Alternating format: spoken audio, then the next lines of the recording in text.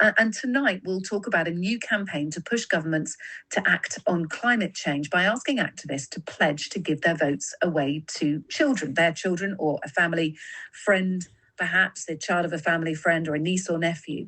The activists claim that enfranchising children will encourage governments to tackle longer-term issues like the climate crisis, inequality and social care. Some have already given their vote to a child, even when it went against their own politics.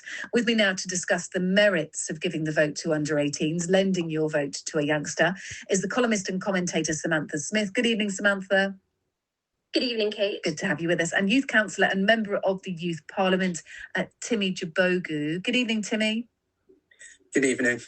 Thanks, both of you, for joining us. This seems like a novel idea. Of course, there is a reason, Samantha, why under-18s do not get the vote.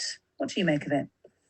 Well, first off, I want to say congratulations for Timi for his role in the UK Youth Parliament. I myself was actually a youth MP for 2 years, so I campaigned for votes at 16 for the entire time that I was a youth MP. That was our national campaign at the time, so I can fully understand the passion and the interest of young people in politics and the desire to get involved in our national voting system at an early age. I think it's brilliant that young people are becoming more politically engaged, that the level of political literacy in this country is improving, particularly through our curriculum and through schemes such as the Youth Parliament, and that should be celebrated. However, when it comes to voting, the issue isn't one of intelligence or engagement. It is purely legal competency and whether children should be given adult status, a special status under the law to be able to vote prior to being an adult.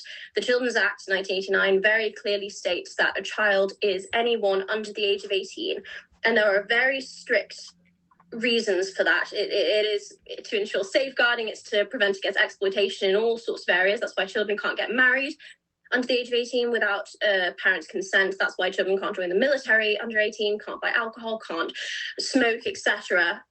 These are all in place to protect children. And I think that politically engaged children and teenagers will grow into politically active adults, but lending your vote to a child, giving special status to children to vote before they are of legal voting age, puts adult responsibilities and puts an excess stress and pressure and strain, although many children and teenagers might think that they're capable and ready for that, on the shoulders of children, when it is the responsibility of the adults around them, as defined in the Children's Act and others, to make those decisions for them. So it shouldn't be for adults to shirk their responsibilities, Timi.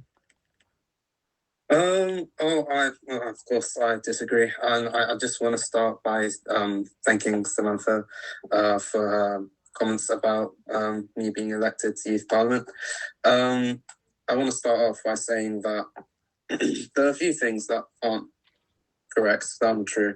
First of all, you can join the army when you're 16, and it's not just the army. You can with a parent's consent, Timi. With a parent's consent, because you're still legally a child. That's the point that I'm saying, that those decisions should be made on behalf of the children by adults. Well, sure, but it's with the parents. You can discuss things with parents, and it should be parents' responsibility to help their child be able to succeed at what they want to do. So if they want to join the army, then the parents should be able to support that. But it's not just that.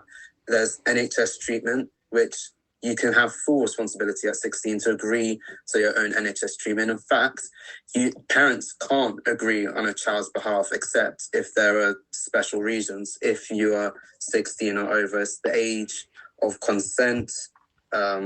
You can get a job, you can pay taxes. What do we think about those? When I was 16. There is votes at 16, and we should say that in Scotland, of course, the voting age has been lowered to 16 for the Scottish parliamentary elections that happened back in 2016. But what we're talking about here is older people, particularly older people, lending their vote or asking a younger person to decide where they should put their vote, because it is the younger person who will live with the legacy of the government that older person may well vote in. What do we broadly think about this? You're not sort of breaking the law by asking a child how you should vote based on their advice. You're just simply seeking the counsel of a younger child who'll be living with the decisions that you make. Are you broadly in favour of that, Samantha? It's kind of away from the sort of legal concerns you have. Do you like the idea of this? I absolutely think that it is worth engaging children and young people in the debate.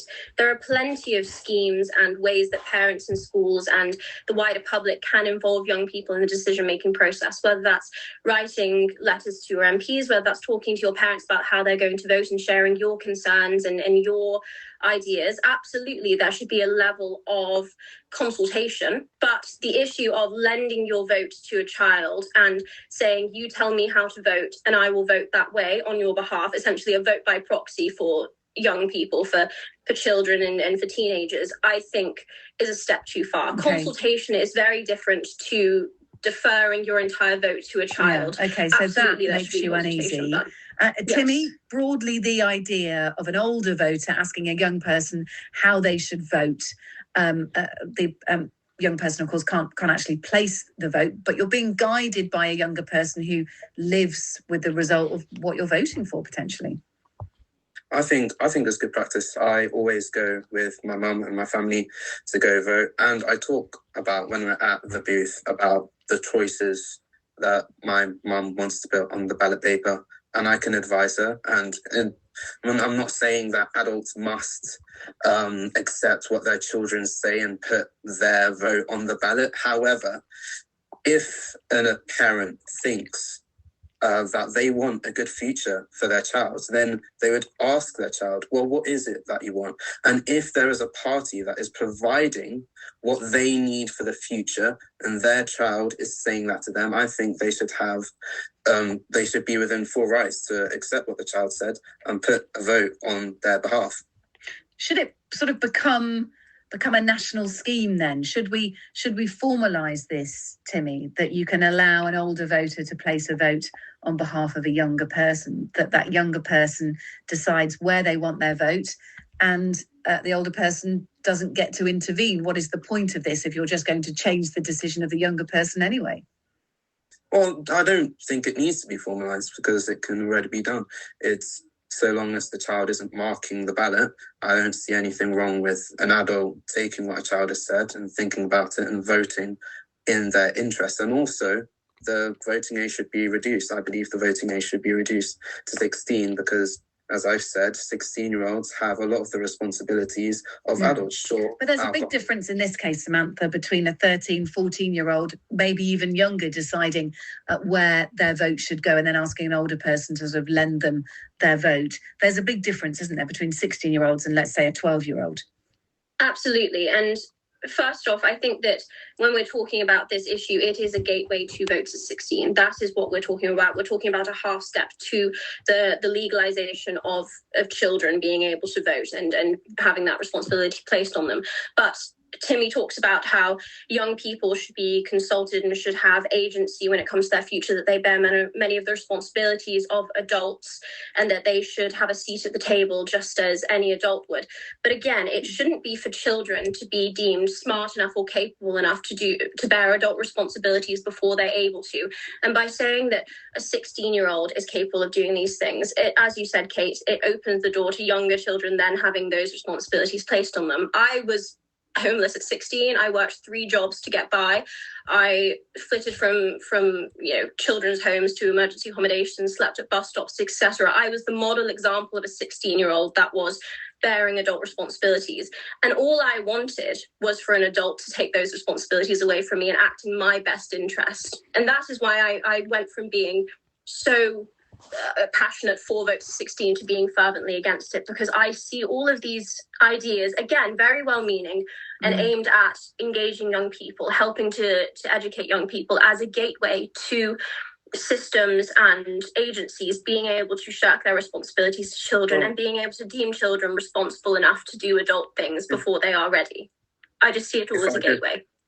If I just interrupt there, I'd say that vote to 16, if you have the opportunity to vote when you're 16 and you're going through those things, those troubles, then you'd be able to vote for a party that would be able to change the things that you're going through, that would be able to pass the responsibilities that 16-year-olds shouldn't be bearing onto the government or the adult or whoever it needs to be. When you have vote to 16, you have a voice. by But with all due taking respect away to me, that I think voice, it's... you have no power and no influence to ensure that you as a young person are able to have a good and decent life. And that's what the vote at 16 is fighting for, is fighting to have a say. Youth Parliament doesn't give you a voice in Parliament. Only voting for your local MP does.